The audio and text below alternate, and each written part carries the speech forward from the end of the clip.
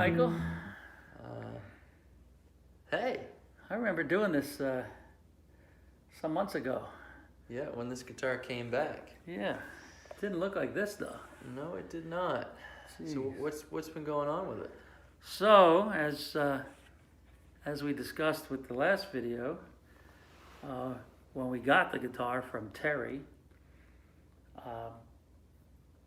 it was not in the condition it was when I was done, when I let it go. And today it is. We changed the pickups, new pick guard, new bridge, man-made bridge obviously, new electronics. Well, we did everything basically, everything except the body. And even that we had to do some work too. New nut, new tuners, some touch-up refinishing, my favorite strap buttons, PRS strap buttons. Guitars never fall off.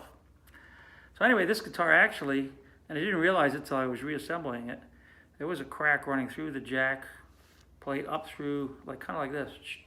So that had to get fixed, and then because of that, we had to do some touch-up finishing, and my buddy Doug McCormick top coated it, cleaned it up a bit, buffed it out, filled in all the holes that were there.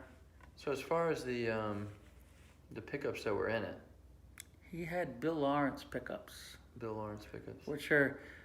They're great pickups, but they're like super clean. Yeah. You know. Did you refret it? No, but we fret leveled and dressed it. Okay. Okay. Yeah.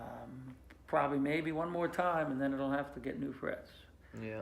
Um, But I did notice that you didn't touch right. that, Did not touch. which I was glad to see. The telltale that when I got the guitar, all of the binding was stained cherry red, and this side is not. So I don't know whether Terry had scraped it off or just played it to the point where it was off. Yeah, worn off. Yeah. Yep. Yeah. The headstock was kind of in rough shape, so Doug sanded it and cleaned it up. It looks brand new. Yeah. I thought you put a new veneer on there. It's the same veneer. It looks so You good. just cleaned it up. Yep. So the only original bolted-on parts at this point are the back plate and the truss rod cover. I think is original. But everything else has been redone, and it's back to P90s. Oh, yeah. It's got the man-made bridge. Yeah. On it. We had to dowel the holes where this went because he had put it on a Bigsby at one point.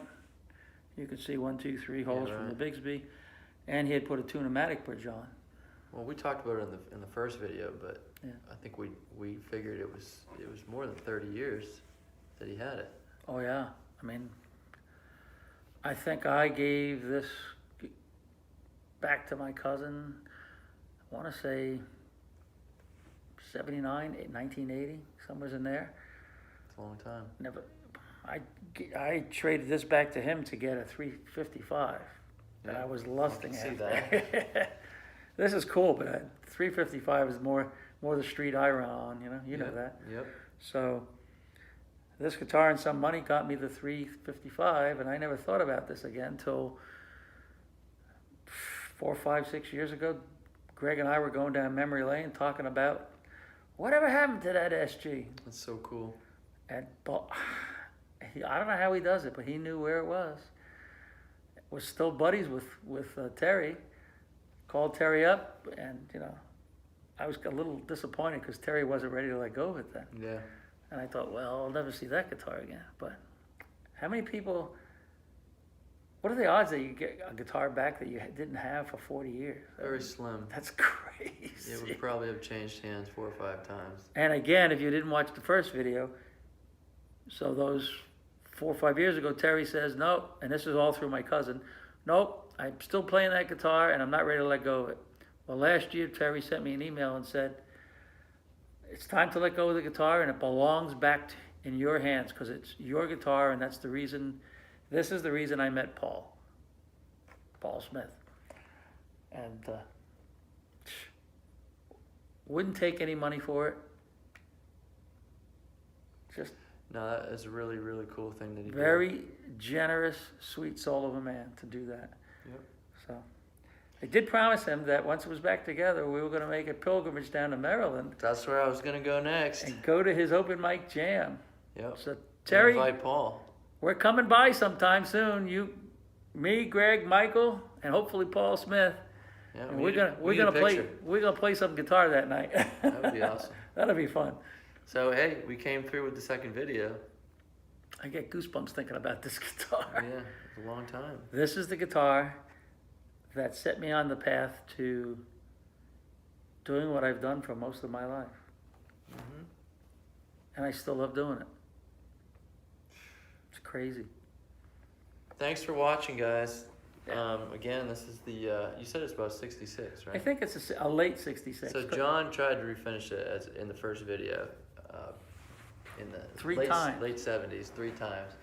So with him and his attempts at refinishing it, and then Paul refinishing it for him, which is where they met, the serial number is gone. So there's no serial number No. to, there's not even a faint. You couldn't even see it with a microscope probably. It's gone. Yeah, I'm basing the age of it on the heel joint. Yep. Over the years, Gibson changed the heel joint. Why don't you turn that around to the camera so people can Yep. see it? Each year, they modified the heel joint to fix the breaking issue at that neck joint, Right. and pretty crazy. But it looks great. Yeah. Looks awesome. So stay tuned for that video. Thanks for watching. Please like and subscribe. Yeah, love you.